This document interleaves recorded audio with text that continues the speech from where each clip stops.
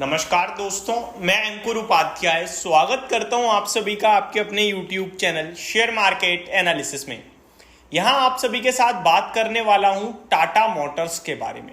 Tata Motors आपका हमारा सबका फेवरेट स्टॉक रहा है और बहुत बड़ा पैसा भी बनाया है इस स्टॉक ने। लेकिन रिसेंटली कंपनी के रिजल्ट आए और उन रिजल्ट्स के बाद शेयर के प्राइस में अराउंड 10% की गिरावट भी हुई। जिस दिन गिरा था उसी दिन वीडियो बनाई थी कि बेचना मत, ये मौका है, गोल्डन अपॉर्चुनिटी है। अब ये शेयर गिरा क्यों है ना, कंफ्यूजन अगर आपको अभी तक चल रहा है कि रिजल्ट खराब थे, गलत। कंपनी की गाइडेंस खराब थी, रिजल्ट्स खराब नहीं थे। जब तक कंपनी ने खराब नंबर पेश करे तब तक दमदार गाइडेंस पेश करी, क्योंकि कंपनी को आगे का आउटलुक पता था। और आगे का आउटलुक पता था, इसीलिए कंपनी ने पैसा बनाया, प्रॉफिट बनाया और 1000-2000 नहीं, सिंगल क्वार्टर में 17,000 करोड़ का मुनाफा पेश कर दिया। तो ये चीज क्लियरली दर्शा रही है कि गाइडेंस जो कंपनी दे रही है ना, वो अपने आप में बहुत इंपॉर्टेंट है। कंपनी का मैनेजमेंट क्लियरली देख पाता है आगे को, इसीलिए वो गाइडेंस जो देते हैं उस पर बाजार रिएक्ट करता है। आपने देखा था खराब नंबर आते थे हर बार कंपनी के, लेकिन गाइडेंस इंपॉर्टेंट हो जाती थी, गाइडेंस पॉजिटिव रहती थी, स्टॉक का प्राइस ऊपर ही चला जाता था जब ये 400 रुपए का चलता था स्टॉक। अब पहली बार ऐसा हुआ कि रिजल्ट्स तो बहुत दमदार लेकिन गाइडेंस खराब, स्टॉक 10% टूटा और ये बनता था। अब गाइडेंस में ऐसा क्या कहा है जो स्टॉक टूटा है और कितने लंबे समय के लिए प्रॉब्लम रह सकती है और क्या गाइडेंस खराब है वो समझना जरूरी है।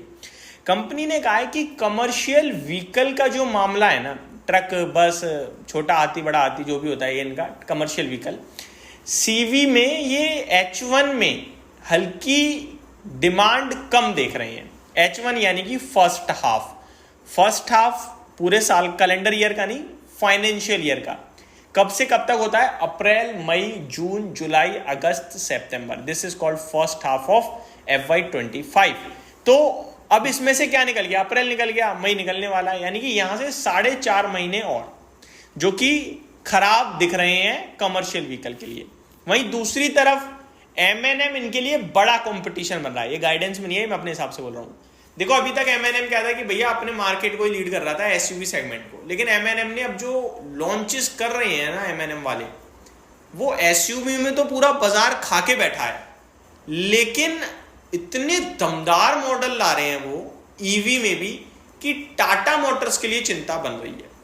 और दूसरी बात, टेस्ला यानी कि एलॉन मस्क साहब तैयार बैठे हैं भारत में एंट्री करने के लिए, और वो एंट्री करेंगे देन डेफिनेटली प्रॉब्लम आएगी। तो ये कुछ नेगेटिव पॉइंट्स हैं। लेकिन एक असली इन्वेस्टर कौन है? जिसको ये सब चीजें पता है। कंपनी बाजार में क्यों टिकी हुई है? क्योंकि कंपनी काम करना जानती है। ऐसा कौन सा फील्ड है जिसमें कंपटीशन नहीं है, और ऐसा कौन सा फील्ड है कि कंपटीशन को टाटा ग्रुप बीट नहीं कर पाता? आप मेरे को बता दो एक फील्ड भी। टाटा ग्रुप नाम है उसका, छोटा मोटा नहीं है, बाजार को खा जाएगा, लॉस होता रहेगा लेकिन टिका रहेगा, क्योंकि इन्हें टिकना आता है। इन पे पैसे की कमी नहीं है। ये जितना पैसा दान दे देते हैं ना चैरिटी में, उतना कंपनियां कमा नहीं पाती हैं। तो क्या चाहिए एक बड़े आप जब एक निवेश करते हो किसी कंपनी में, तो आप क्या देखते हो? क्या ये सस्टेन कर पाएगा कंपटीशन में? तो टाटा ग्रुप है, निश्चिंत रहो भाई, कुछ भी कर लो, इनके आगे ये नहीं जाने वाले। कोई छोड़ के तो भागेंगे नहीं कि लॉस हो रहा है, कुछ गड़बड़ कर दी, गलत मैनेजमेंट। भाई बहुत बड़ा ग्रुप है यार। आप मेरे को सिंपल सा मैं तो बोल रहा हूँ, कंपटीशन बढ़ रहा है, ठीक है, लेकिन क्या कंपटीशन को ये बीट नहीं कर पाएंगे? ये सवाल है। करेंगे, बिल्कुल करेंगे। और इस समय मार्केट लीडर बने पड़े हैं ये। अब नए लॉन्चेस जैसे जैसे धीरे धीरे बाजार में उतारेगी टाटा मोटर्स, फिर से इनका बूम बनेगा, फिर से थोड़ा सा हाइप बनेगी और फिर वापस चलेगा। तो मेरा मानना ये है कि 11 के PE पे टाटा मोटर्स में खोने के लिए 0 बटा सन्नाटा है और रिजल्ट खराब होने वाले नहीं है। अब तो इनका JLR सेगमेंट भी बहुत तगड़ा करने लगा है, उसकी डिमांड अपने हाई लेवल पे ही है। तो कुछ नहीं तो 953 पे ट्रेड कर रहा है। स्टॉक आराम से होल्ड करना चाहिए। अगर आपको लगता है कि थोड़ा और गिर सकता है तो वेट कर लो, क्योंकि 6 महीने कंपनी खुद खराब कह रही है। जब कंपनी 6 महीने कह रही है तो हो सकता है 7-8 महीने खराब हो जाए। कंपनी खुद ही 6 महीने कह रही है तो हो सकता है ज्यादा हो, कम नहीं होगा उससे, ठीक है।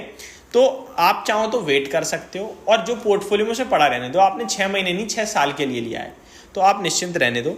आप तो ये सोचो कि मेरे को ये स्टॉक 20 के PE पे लेके जाना है और एक साल में 30-35 हज़ार करोड़ का जो मुनाफा कर रहा है वो करे कंपनी, तो आप सीधे सीधे पैसा बना जाओगे, कोई दिक्कत वाली बात नहीं आएगी। 1800-1900 रुपये का भाव हो जाएगा, चाहे वो 2 साल में हो जाए, ठीक है।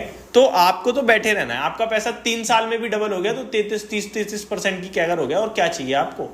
तो मेरा मानना है कि टाटा मोटर्स अच्छा तो लग रहा है, लेकिन अभी आप जरूरी नहीं है कि एंट्री मार दो। वो इसलिए क्योंकि 6 महीने का गाइडेंस खराब है, लेकिन है उसे बिल्कुल भी मत छेड़ना, बैठे रहना लेके।